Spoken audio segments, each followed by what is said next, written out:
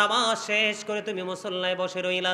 মুসল্লায় যখন বসে রইলা, বসে থাকতে থাকতে সূর্য উঠে গেল, এশরাকের নামাজটা তুমি আদায় করে ফেললা। মাত্র 2 রাকাত। কয় রাকাত? 2 রাকাত এশরাকের নামাজ তুমি যখনই আদায় করলা, আমার নবীজি বলে দিয়েছেন ওই এশরাকের নামাজ আদায় করার কারণে তোমার পূর্বের সব গুনাহগুলি আমার আল্লাহ মাফ করে দিবে। জোরে জোরে সুবহানাল্লাহ। বন্ধু, এখানেই শুধু ক্ষমতা নয়, আমি আপনাদেরকে বলে দেই, বন্ধু বেশি বেশি করে তাহিয়াতুল ওযুর নামাজ পড়বেন। এটা মাকরু এবং হারাম সময় ছাড়া ওযু করার পরে সাথে সাথে বন্ধু পড়বেন। বিশেষ করে আমরা জুমার দিনে সবাই তাহিয়াতুল ওযুর নামাজ পড়ি, কিন্তু নামাজের নিয়মটা আমরা সবাই জানি না বন্ধু। জুমার দিনে যখন কোনো পুরুষ তাহিয়াতুল ওযুর নামাজ পড়বে, মসজিদে ঢোকার সাথে সাথে বসবেন না, না বসে আগে আপনি তাহিয়াতুল ওযুর নামাজটা পড়বেন। এটা বড় একটা নিয়ামতের জিনিস, গুনাহ মাফের জন্য বড় সহায়ক। সুবহানাল্লাহ বলেন, আর জোরে বলেন। বন্ধুরে আমার, বেশি বেশি করে তাহিয়াতুল ওযুর নামাজটা পড়বেন। এবার এশরাকের নামাজ আপনি পড়ে ফেলেছেন, আরো একটু অপেক্ষা করেন। এশরাকের নামাজ পড়ার পরে একটা নামাজ আছে দোহার অথবা শাস্তের নামাজ। আসেনি? দোহার অথবা শাস্তের নামাজ। এই নামাজটা 2 রাকাত থেকে 12 রাকাত পর্যন্ত পড়া যায়। কয় রাকাত?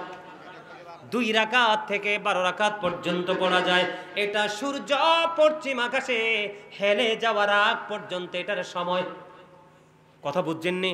তার মানে 12টার পরে কিন্তু সূর্য পশ্চিম আকাশে হেলে যায় 12টা পর্যন্ত বা 12টার একটু আগে, কারণ 12টার সময় নামাজ পড়া যাবে না।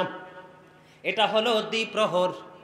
সূর্য ওঠার সময় পড়া যাবে না, সূর্য অস্ত যাওয়ার সময় পড়া যাবে না। এই 3টা সময় হলো বন্ধু হারাম টাইম।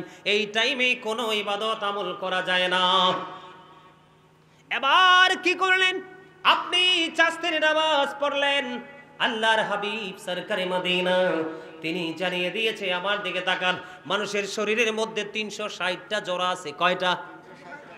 360টা জোড়া আছে। এই 360টা জোড়ার সাদকা আদায় করতে হবে আপনাকে। হুজুর কেমন করে সাদকা আদায় করব? নবীজি জানিয়ে দিয়েছেন, রাস্তার মধ্যে যদি কোনো কষ্টদায়ক বস্তু থাকে তুমি এটা সরিয়ে দাও। কি করে দাও? এটা উঠিয়ে দাও। মসজিদের মধ্যে অনেকেই ভুল করে থুতু ফেলে দিল, অনেকেই কিন্তু ভুল করে বন্ধু কফ ফেলে দিল। এইরকম ময়লাযুক্ত জিনিস যখন ফালায়, যেই ব্যক্তি এটাকে উঠাইয়া পরিষ্কার করে মাটির মধ্যে পুঁতে দিবে, অথবা রাস্তার মধ্যে বন্ধু কি করবে? রাস্তার মধ্যে কি করবে? সেই কষ্টদায়ক বস্তু যখন থাকবে এটাকে সে উঠিয়ে ফেলে দিবে, তাহলে তার 360টা জোড়ার সাদকা আদায় হয়ে যাবে। জোরে জোরে বলেন সুবহানাল্লাহ। এবার বলে, হুজুর আমি পারবো না। বিশেষ করে মহিলারা বলবে, হুজুর পুরুষরা হয়তো এটা করতে পারবে, আমরা মহিলারা তো এটা করতে পারবো না। আপনারা যদি করতে না পারেন, আফসোস করার কোনো বিষয় নেই, কারণ আপনাদের জন্য রয়েছে চাস্তের নামাজ। ওই নামাজ পড়লেই হয়ে যাবে। সুবহানাল্লাহ বলেন না, আর জোরে বলেন সুবহানাল্লাহ। খবরটা কি মজা লাগে নাই? আপনি সিম্পল একটা কাজ করবেন, 360টা জোড়ার সাদকা আদায় হয়ে যাবে। জোরে জোরে বলেন না সুবহানাল্লাহ। জীবনের গুনাহগুলো মাফ হয়ে যাবে। কত বড় নিয়ামত। আরেকটা নামাজ বন্ধু আমি আপনাদেরকে বলে দেই, মাগরিবের 2 রাকাত সুন্নাতের পরে আওয়াবিন নামাজ আছে না নাই? কয় রাকাত? 6 রাকাত। এই 6 রাকাত আওয়াবিন নামাজ বন্ধু পড়ার নিয়ম হলো অত্যন্ত সুন্দর।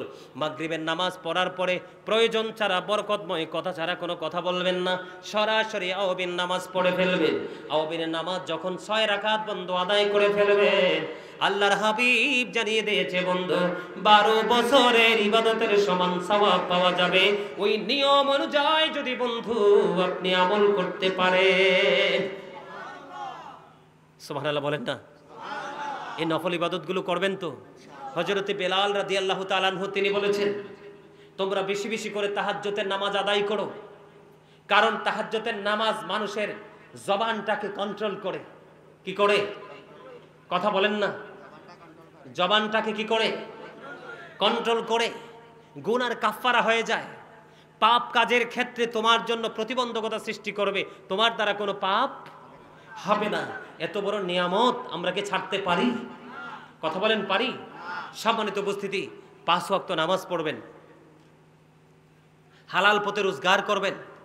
5 ওয়াক্ত নামাজ যদি আপনি সঠিকভাবে পড়তে পারেন, আমি পড়তে পারি, তাহলে আপনার আমার জীবনের সকল নোংরামি ছাড়া সম্ভব হবে।